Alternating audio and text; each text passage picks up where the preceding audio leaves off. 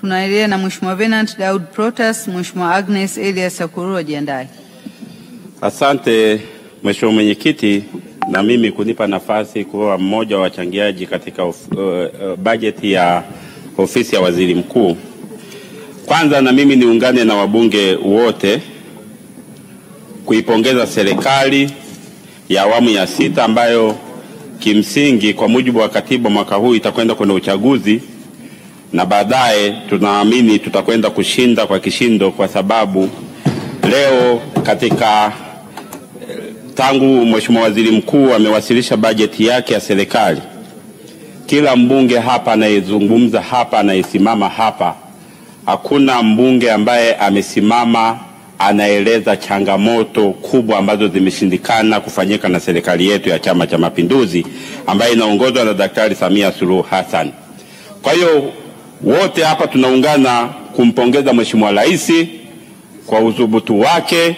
Tunafahamu aliipokea serikali katika kipindi cha mpito, lakini amesimama kwa uimara wake na kuisaidia nchi na wananchi kutokuona mabadiliko yoyote. Zaidi ameongeza morali kwa wananchi, na leo kila mahala maendeleo yamepatikana.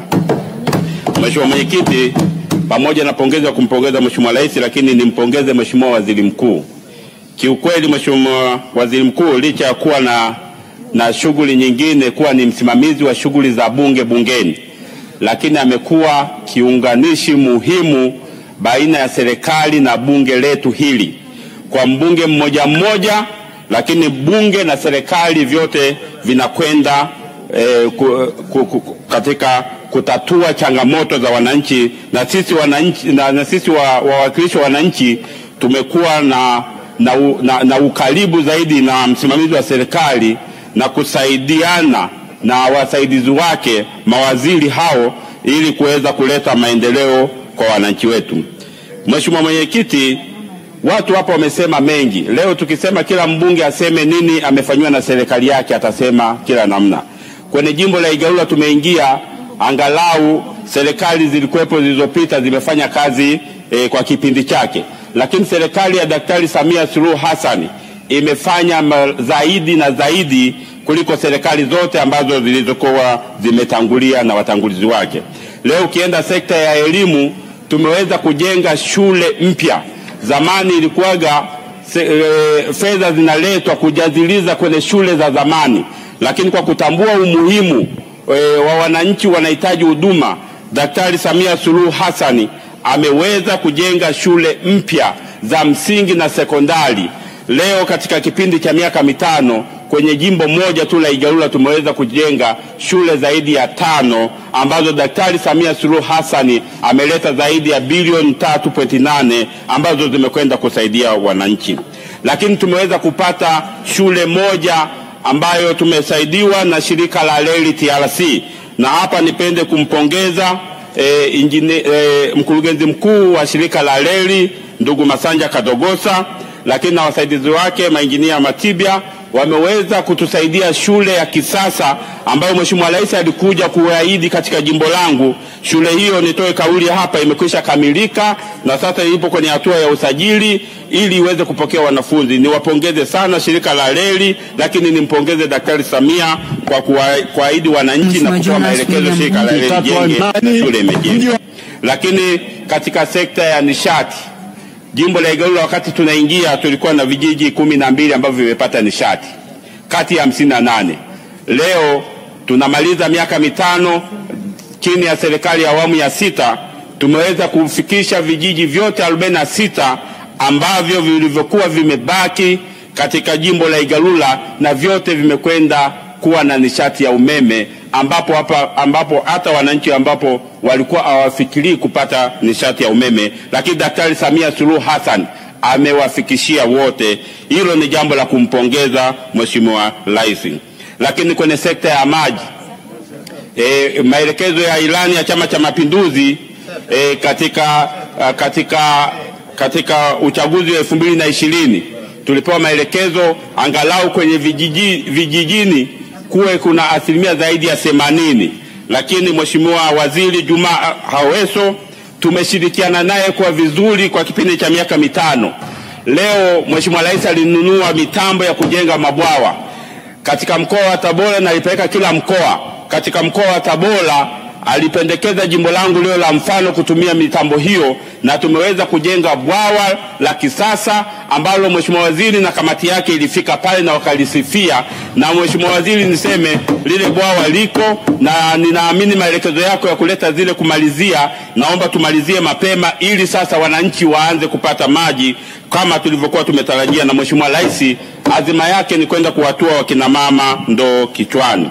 Lakini vile vile Mheshimiwa Waziri wa maji, mimi nafahamu tulipigana hapa mwanzoni, lakini kwa nia njema ya kuwasaidia wananchi, mradi wa Ziwa Victoria ambao ulikuwa unatakiwa kwenda kuhudumia kata za Kigwa, Goweko, Igalula na Nsololo, mradi ule unasemekana huko 85%, na mimi niwapongeze kwa kazi kubwa. Wakati ninaingia hapo ulikuwa 0%. Lakini saizi huko 85%. Nikupongeze wewe, lakini nimpongeze Daktari Samia Suluhu Hassan kwa kukusaidia fedha na kukamilisha kufika 85%. Lakini lengo ilikuwa ni kuwafikia wananchi wa kata 4 za Goweko, Igalula, Nsololo na Kigwa. Lakini mradi ule wamekwisha weka maji katika kata moja tu. Sasa wasije wakakuandikia taarifa kule wameukamilisha. Kata 3 za Igalula, Kigwa na Nsololo, Igalula, Goweko na Nsololo bado hawajafikisha, lakini mtandao wa kusambaza maji DP zimekwisha jengwa.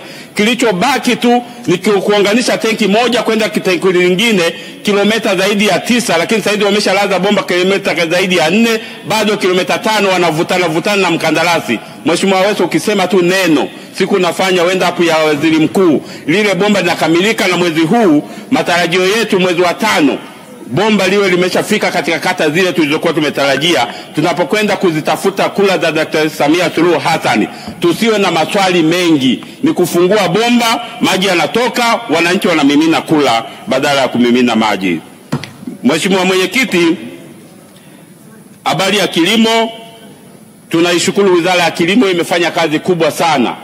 Kwanza ninyi mnafahamu tuliingia kwenye changamoto ya upatikanaji wa mbolea katika maeneo yetu, lakini Daktari Samia Suluhu Hassan akasema mzigo wote tukiwatisha wananchi kwenye maeneo yetu hawawezi kupata chochote. Mheshimiwa Rais akaingiza ruzuku. Leo wananchi wanafurahia ruzuku ambazo Mama Samia aliwapa. Leo mwananchi alikuwa anatakiwa kununua mfuko 160,000 mpaka 70,000, lakini mwananchi anakwenda na 80,000, 72,000 na kidogo, anapata mfuko, anakwenda kulima. Fedha zingine zinalipwa na serikali ya Daktari Samia Suluhu Hassan. Hayo ndo tunayotaka kwenda kuwasema na wale ambao wanataka kukimbia uchaguzi, kuwa Daktari Samia Suluhu Hassan amemfikia mpaka mwananchi ambaye hakuwahi kusikia kama kuna serikali inafanya kazi. Leo ukienda kila kitongoji kuna mwananchi amepata matunda ya serikali ambayo anaiongoza. Kwa hiyo mimi nipongeze sana serikali ambayo inaongozwa na Daktari Samia Suluhu Hassan, Mheshimiwa Rais.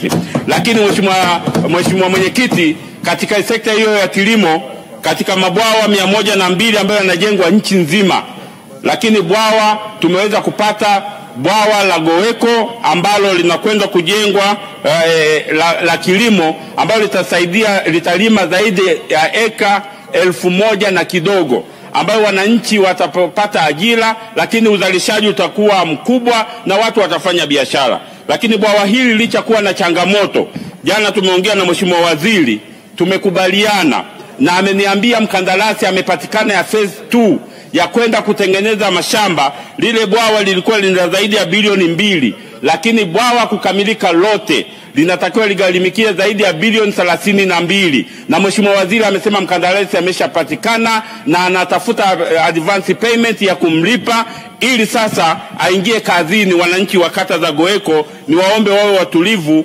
Mheshimiwa Rais amesikia kilio chao. Bwawa kutoka bilioni 2 mpaka bilioni 32 si mchezo. Kwa hiyo niwahakikishie Mama Samia anafanya kazi na Waziri wa Kilimo anafanya kazi kumsaidia rais wetu, Mheshimiwa Rais. Mheshimiwa Mwenyekiti, baada ya kusema hayo, naomba niunge mkono hotuba bajeti ya Waziri Mkuu, na sisi kama Wanaigalula tutaipitisha kwa kishindo na bajeti kuu ili waendelee kupata maendeleo. Asante sana. Asante sana Mheshimiwa.